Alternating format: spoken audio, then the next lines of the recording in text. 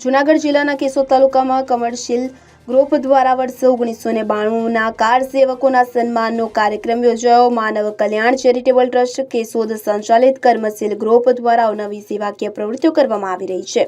તેના અનુસંધાને કેશોદના આંબાવાડી વિસ્તારમાં આવેલ શ્રી લોહાણા વિદ્યાર્થી ભવન ખાતે 6 ડિસેમ્બર 1992માં અયોધ્યા કાર સેવક તરીકે ગયેલા અને શ્રીરામ મંદિરના પુનરુદ્ધાર માટે સેવા આપેલ છે તેવા 27 કાર સેવકોના સન્માનનો કાર્યક્રમ રાખવામાં આવ્યો હતો. કર્મશીલ ગ્રુપના મેનેજિંગ ટ્રસ્ટી એડવોકેટ ડીડી દેવાણીના જણાવ્યા મુજબ યોજાયેલ સન્માન કાર્યક્રમમાં કેશોદ, માળિયા, માધુપુર, માંગરોળ તાલુકાના 27 કાર સેવકોના સન્માન કાર્યક્રમમાં કેશોદના ધારાસભ્ય દેવાભાઈ માલમ, માંગરોળના ધારાસભ્ય ભગવાનજી કરગઠિયા ઉપસ્થિત રહ્યા હતા. મહંત અવધૂત આશ્રમ ભવનાથ તળેટી જૂનાગઢ મંદિરવાળા સંત શ્રી મહાદેવગીરી બાપુ સંજોગો વસાત પહોંચી શક્યા ન હતા, પરંતુ તેમણે આશીર્વાદ પાઠવ્યા હતા. જ્યારે સ્વામિનારાયણ મંદિર પંચાળાવાળા પ્રખર વિધાન સ્વામી રાષ્ટ્રીય સ્વયંસેવક સંઘના કાર્યકર રહી ચૂકેલા ઘનશ્યામ ચરણદાસજી ખાસ ઉપસ્થિત રહીને કાર સેવકોને આશીર્વાદ આપી હંમેશા રાષ્ટ્ર નિર્માણના કાર્યમાં હંમેશા પોતાનું યોગદાન આપવામાં જણાવેલ. આ સન્માન કાર્યક્રમમાં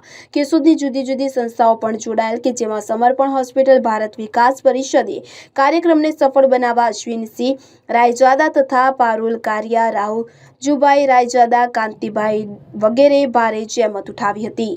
પારુલભાઈ કારિયા આજરોજ કર્મશીલ કાર સેવકોનું સન્માન કરેલ છે. 27 કાર સેવકોનું સન્માન કરેલ છે.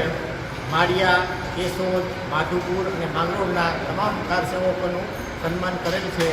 જેની અંદર પંચાળાથી ઘનશ્યામ મહારાજ સ્વામી હાજરી આપી અને આશીર્વચનો આપેલા છે. અનિરુદ્ધ બાબરિયા સાથે CN24 ન્યૂઝ. હવે જુઓ દેશ દુનિયાની તમામ ખબરો તમારી આંગળીના ટેરવે. ઉઠાવો મોબાઈલ અને Google Play Store પરથી ડાઉનલોડ કરો અમારી CN24 ન્યૂઝ મોબાઈલ એપ.